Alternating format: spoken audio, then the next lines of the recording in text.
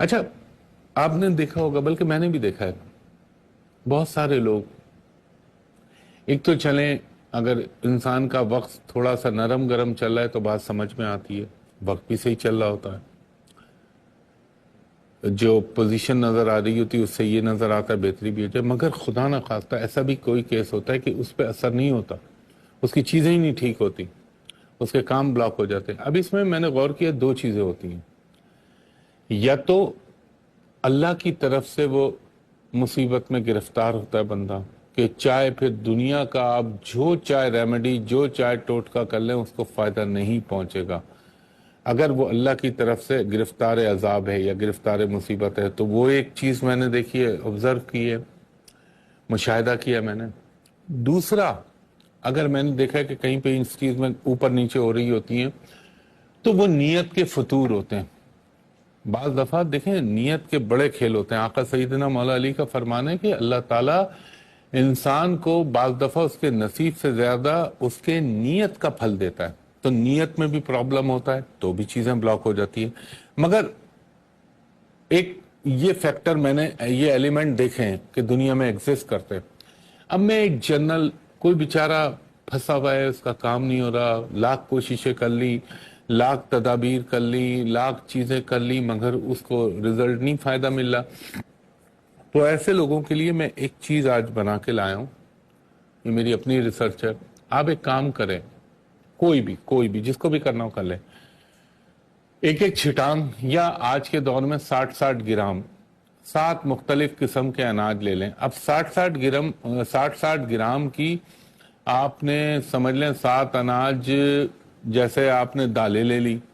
آپ نے چاول لے لیا، آپ نے گندم جو لے لی 60 گرام،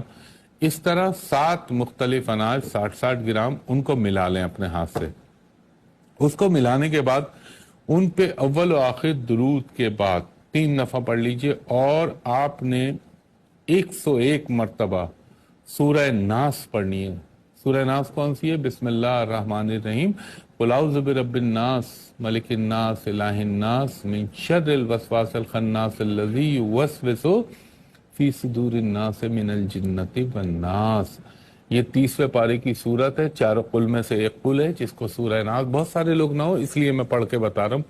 101 مرتبہ یہ پڑھ لیں، اور جب پڑھ لیں تو پھونکیں، اور اس کے بعد دونوں ہاتھوں سے اس اناج کو، جو 7 مختلف اناج ہیں، ان کو مکس کر لیجئے،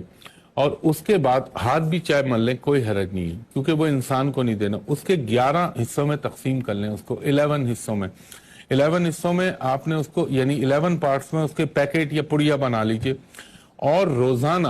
بلا ناغہ، جیسے آج آپ نے کیا تو آج پہلی پڑیا پرندوں کو، چوٹیوں کو، ان کو ڈال دیں۔